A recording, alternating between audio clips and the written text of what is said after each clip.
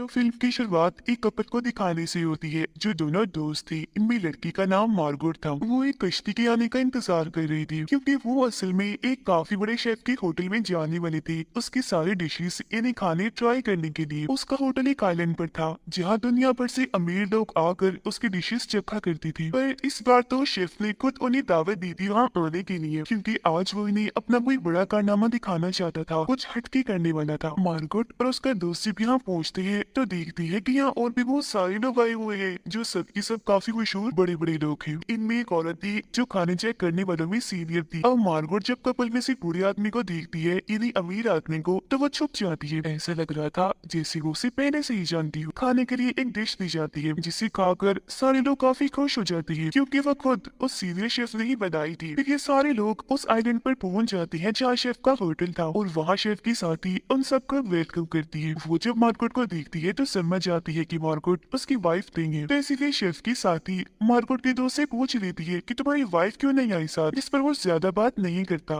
कहता है कि यही मेरी बीवी है। तो शेफ की साथी कहती है कि अच्छा ये तुम्हारी बीवी है, वैसे मैं जानती हूँ कि तुम्हारी बीवी तो नहीं है पर आपकी मर्जी है, अगर आप उसकी जगह इसीलिए आई है तो कोई मसला नहीं है। इसके बाद उन सभी को आगे ले जाया जाता है जहाँ ये लोग उस होटल में जा रही थी। शेफ की साथियों ने इस पूरी जगह का टूर देती है, मतलब हर जगह दिखाती है। रास्ते में ही उन्हें शेफ का घर दिखता है जो बंद था। सब उससे पूछते हैं कि ये क्या है, जिस पर वो बताती है कि ये शेफ का घर है पर यहाँ पर किसी को भी जाने की इजाजत नहीं है, चाहे कोई कस्टमर हो या वर्कर, कोई भी यहाँ नहीं जा सकता। सीनियर शेफ भी आ जाता है जो बाकी के शेफ्स को बता रहा था कि कैसे कैसे करना है, मतलब कौन सी डिश कैसे पकानी है। अब उसे देखकर सारे ही लोग काफी खुश हो जाते हैं क्योंकि वो बहुत ही बड़ा शेफ था। सीनियर शेफ काफी अजीब तरह से मार्गोट को देखने लगता है क्योंकि वो जानता था कि मार्गोट हमारे मेहमानों की लिस्ट में नहीं थी पर वो फिर भी आ गई। फिर शेफ सबके सामने जाता है और कहता है कि आज रात की सबसे पहली डिश मैं आपको पेश करने वाला हूँ, पर हाँ वो डिश आप पूरी पेट भरकर मत खाइएगा, बस आपने उसे चखना है और बताना है कि वो कैसी बनी है क्योंकि उसके अलावा हमारी बाकी और भी काफी सारी डिशेस हैं। उसे खाते ही सारे लोग आपस में बात करने लगते हैं और हम देख पाते हैं कि शेफ बड़ी बारीकी से बड़े गौर से उन सबकी बातें सुन रहा है। फिर शेफ दूसरी डिश तैयार करवाने लगता है जिसमें ब्रेड पे शामिल होनी चाहिए थी, पर शेफ उनसे कहता है कि आज मैं कुछ अलग करने वाला हूँ, बगैर ब्रेड के मैं आपको वो डिश दूंगा जिसको खाकर आप बताएंगे कि वो कैसी लगी। जो तीन बिजनेसमैन थे वो शेफ की साथी को अपने पास बुलाती है और उससे ब्रेड मांगती है तो वो कहती है कि आपने सुना नहीं, शेफ ने ब्रेड देने से मना किया है और अगर उनका हुक्म है तो ब्रेड आपको नहीं दी जाएगी। तो वो आदमी कहता है सुनो मेरी बात लड़की, मैं तुम्हें वो सारे पैसे दूंगा, बस तो मुझे ब्रेड ला दो। जो सुन वो फिर भी इनकार ही करती है जिस पर तीनों ही काफी हैरान रह गई थी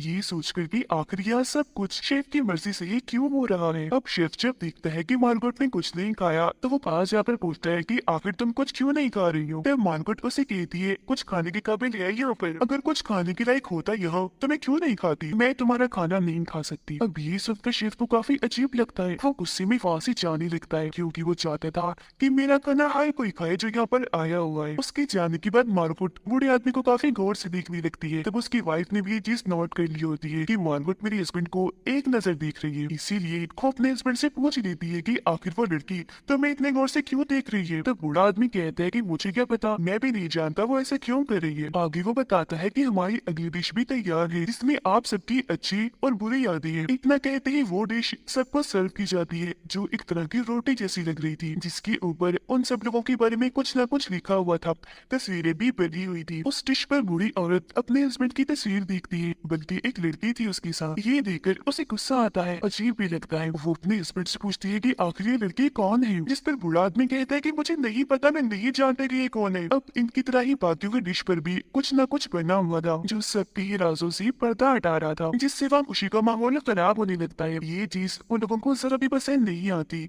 इसीलिए वो इसके खिलाफ आवाज उठाने का फैसला करती है। लेकिन तभी मार्गोट वॉशरूम जाने के बाद खिड़की खोलकर खुद सिगरेट पीने लगती है। खिड़की से बाहर वो शेफ की साथी को देखती है जिसके पास काफी बड़े बड़े पंख थे। अभी वो ये देख ही रही थी कि तभी यह शेफ आ जाता है जो उससे बात करने ही आया था। वो मार्गोट से पूछता है कि आखिर तुम मेरी डिशेस ट्राई क्यों नहीं कर रही हो, जिस पर वो कहती है कि ऐसे भी मेरा दिल कुछ भी खाने को नहीं कर रहा, बस यही बात है और कुछ नहीं है। ये सुनकर शेफ पूछता है कि अब तुम मुझे अपनी असली पहचान बताओ कि आखिर तुम कौन हो, मैं पता लगवा कर ही रहूंगा कि आखिर तुम कौन हो।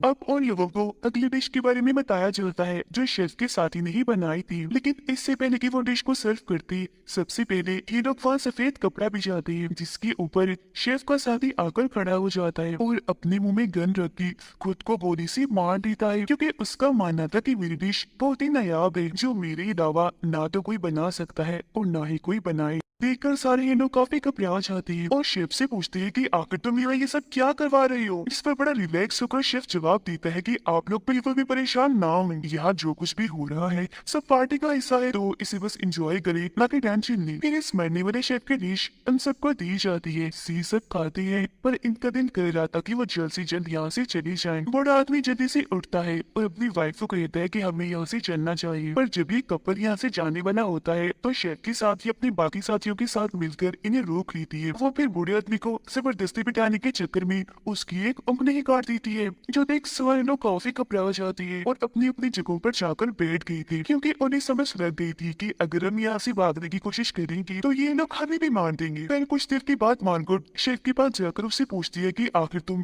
यहाँ करना क्या चाहते हो, तुम्हारा इरादा क्या है। जिस पर मुस्कुराते हुए शेफ कहते हैं कि पहले तो मुझे सच सच अपनी पहचान बता दो कि तुम कौन हो, तब मैं भी बता दूंगा कि मेरा प्लान क्या है। तब वो कहती है कि बताया तो था, मेरा नाम मार्गोट है। जिस पर फौरन शेफ बोलता है कि नहीं, तुम मार्गोट नहीं हो सकती, तुम यहाँ आने वाले मेहमानों की लिस्ट में शामिल नहीं थी, बल्कि तुम्हें उस लिस्ट में जानबूझकर डाला गया है। तुम्हारी जगह किसी और ने आना था पर उसकी जगह लेकर तुम यहाँ आ गई। तुम हमारे प्लान का हिस्सा नहीं हो तो मजबूरन हमें भी अपना प्लान बदलना पड़ रहा है। और हाँ, तुम्हें एक जरूरी बात बताना चाहता हूँ, आज यहाँ आए सारे लोग मारे जाएंगे, हम भी और मेहमान भी। अब जाहिर है तुम भी यहाँ आई हो तो मान ही जाओ। बस अब तुम्हें ये फैसला करना है कि तुम हमारे साथ मरोगी या कस्टमर्स के साथ मरना पसंद करोगी। अब ये सुनकर मार्गोट काफी परेशान हो जाती है। शेफ सब के पास आकर बताता है कि कैसे आप सब लोग हमारी डिशेस को भूल जाया करती है। हर साल आप लोग छुट्टियां मनाने के लिए आते हैं पर आपको हमारी एक भी डिश याद नहीं रहती, और अब मैं एक एक करके आप सब को मार डालूंगा, क्योंकि मैं जानता हूँ कि कुकिंग करना, खाना बनाना कितना मुश्किल है। ये काम इतना आसान नहीं है जितना आप लोगों ने समझा हुआ है। उसकी ये बात सुनकर तीनों बिजनेसमैन फौरन उठ जाते हैं और शेफ से कहती है, तुम जानते भी हो हम कौन है, यहाँ का जो मालिक है वो हमारा दोस्त है, उसे कहकर हम तुम्हें यहाँ से निकलवा सकते हैं। जो सुनकर शेफ कहता है, अरे भाई इतनी मेहनत क्यों करोगी तुम, इसकी जरूरत नहीं पड़ेगी। इतना कहकर वो उन्हें खिड़की से बाहर देखने का कहता है और जब वो बाहर देखती है तो उधर यहाँ का मालिक था, उसके पीछे शेफ ने बड़ी बड़ी पग लगाई हुई थी और अब सबकी नजरों के सामने वो उसी नदी में डुबोकर मार देती है, जो देखकर सारे लोग काफी डर जाते हैं। उन्हें समझ लग गई थी कि शेफ खतरनाक भी है और पागल भी। थोड़ी देर बाद मार्गोट शेफ के पास जाती है उससे बात करने के लिए। वो कहती है कि तुम बिल्कुल सही कह रही थी, हाँ मेरा नाम मार्गोट नहीं है पर मुझे सच में यहाँ नहीं होना चाहिए था। जो सुन शेफ कहता है, छोड़ो इन बातों को, बस ये बताओ कि तुम किसके साथ मरना पसंद करोगी। मार्गोट कहती है, मुझे और सोचने का टाइम चाहिए। इसके बाद शेफ उन सबको बाहर लेकर जाता है, सबको कहता है कि मैं आप लोगों को यहाँ से भागने का एक मौका दे रहा हूँ। जिसने अपनी जान बचानी है वो खुद को छुपा नहीं यहाँ पर, लेकिन अगर मेरे वर्कर्स ने आप लोगों को पकड़ लिया तो आपको वापिस आना पड़ेगा। इसके साथ ही सारे मर्द वहाँ से भागकर छुप जाती है और शेफ की साथी उन्हें ढूंढने लगती है। शेफ की साथी सभी औरतों को अंदर ले जाकर अपनी डिश खिलाती है, जिसे खाकर वो सब उसकी झूठी तारीफें करने लगती है, जो सुनकर वो बहुत खुश हो जाती है। मर्द लोग जहाँ छुपी हुई थी सारी की सारी पकड़ी जाती है, जिसके बाद सभी को वापिस ही होटल में बुला लिया जाता है। फिर शेफ मार्गोट के दोस्त के पास आता है और सबको बताता है मैंने इसे इसकी वाइफ के साथ आने की दावत दी थी, पर ये उसके साथ नहीं आया बल्कि इस लड़की मार्गोट को साथ ले आया है, जो एक अच्छी लड़की नहीं है, और ये बूढ़े आदमी जो अमीर था उसके साथ भी रह चुकी है। शेफ उसके दोस्त को और भी इज्जत करता है, कहता है कि जब तुम्हें पता था कि ये लड़की ऐसी है तो तुम इसे यहाँ क्यों लाई, क्योंकि ये जिस प्लान में शामिल नहीं थी तो इसकी सजा तुम्हें जरूर मिलेगी। वो फौरन उसे उठाकर शेफ वाले कपड़े पहनाता है और खाना बनाने के लिए कहता है। मार्गोट का दोस्त खाना तो बना लेता है पर साथ ही वो काफी रो रहा था, क्योंकि ये उसे बेइज्जती लग रही थी, इसीलिए वो खुद को मारकर अपनी जान ले लेता है। कुछ देर के बाद मार्गोट शेफ के पास जाकर कहती है कि मैं तुम्हारे साथ हूँ, मुझे सामान चाहिए, इसके लिए मैंने तुम्हारे घर जाना है। जो सुनकर शेफ अपने साथी को कहता है कि मेरे घर की चाबी इसे दे दो, क्योंकि ये भी अब हम में से एक है और हमारे साथ ही बनेगी। अब चाबी लेकर मार्गोट उसके घर जाती है और देखती है कि कुकिंग का तो उस शेफ का जुनून है, जो जुनून अब पागलपन बन गया है। तभी इधर शेफ की साथी भी आ जाती है, जो मार्गोट को कहती है मुझे तो शेफ ने भेजा है यहाँ पर तुम्हें जान से मार डालने के लिए। इतना कहती वो मार्गोट पर हमला कर देती है, तो वो उसके हमले को रोककर चाकू से छीन लेती है और उल्टा उसी पर ही वार कर देती है, जिससे उसकी मौत हो जाती है। तो मार्गोट वहाँ से भाग निकलती है। वो अपने शेफ के कमरे में जाती है और देखती है कि वो शादीशुदा था और उसकी एक बच्ची भी थी और शेफ को चीज बर्गर बनाना बहुत पसंद था। वो सबसे ज्यादा वही बनाया करता था। उसे यहाँ एक रेडियो भी दिखता है जिसके जरिए वो मैसेज भेजती है ताकि कोई उनकी मदद करने के लिए यहाँ आ सके। मार्गोट जब वापस आती है तो शेफ उसके हाथों पर खून लगा हुआ देखता है।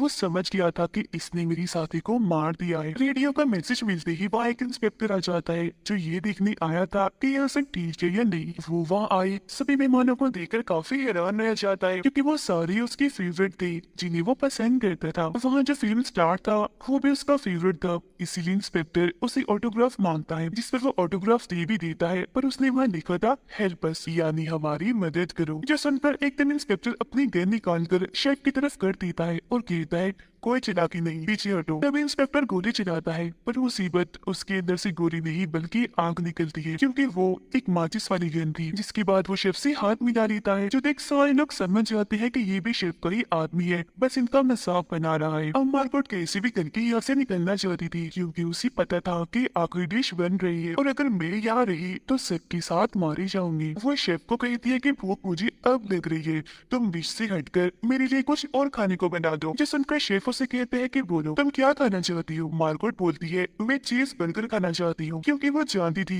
कि शेफ को चीज बर्गर बनाना इसीलिए पसंद है क्योंकि उसकी बेटी बड़े शौक से खाती थी। और ये बात मार्गोट को तब पता चली जब वो शेफ के घर पर गई थी। शेफ मार्गोट के लिए बड़े प्यार से चीज बर्गर बनाकर लाता है क्योंकि उसने फरमाइश चुकी थी। वो कहती है कि तुम्हारा बर्गर इतने मजे का है कि एक बाइट खाने से मेरा पेट भर गया है। तुम ऐसा करो बाकी की डिशेस और बर्गर्स पैक कर दो, मैं अपने घर ले जाऊंगी। ये सुनकर शेफ ऐसे ही करता है, कुछ डिशेस और बर्गर पैक करके उसे दे देता है जो लेकर मार्गोट फौरन वहाँ से निकल जाती है। शेफ भी उसे नहीं रोकता, उसे जाने देता है, इसीलिए जाने दिया क्योंकि वो पहली थी जिसने उसके डिश की इतनी तारीफ की थी क्योंकि वो शेफ यही चाहता था कि हर कोई उसके डिशेस को खाए और हमेशा उसे याद रखे, अच्छी बुरी हर डिशेस को लोग पसंद करे। जिसके बाद वो बाकी बचे मेहमानों को अपनी आखिरी डिश सर्व करता है जिसे वो जमीन पर ही फैला देता है। चॉकलेट की बनी टोपियां वो सबको पहनाकर वहाँ आग लगा देता है जिससे वो सारी चॉकलेट पिघलकर उनकी आंखों में जाने लगती है। फौरन बाद ही वहाँ एक काफी बड़ा धमाका हो जाता है क्योंकि वहाँ बॉक्स भी लगाए हुए थी जिसमें सारी की सारी मारे जाती है। उधर मार्गोट इंस्पेक्टर की कश्ती लेकर निकल जाती है। वो जब आग जलती हुई देखती है तो बड़ी आराम से चीज बर्गर खाने लगती है और इसी के साथ ये कहानी इधर ही खत्म हो जाती है।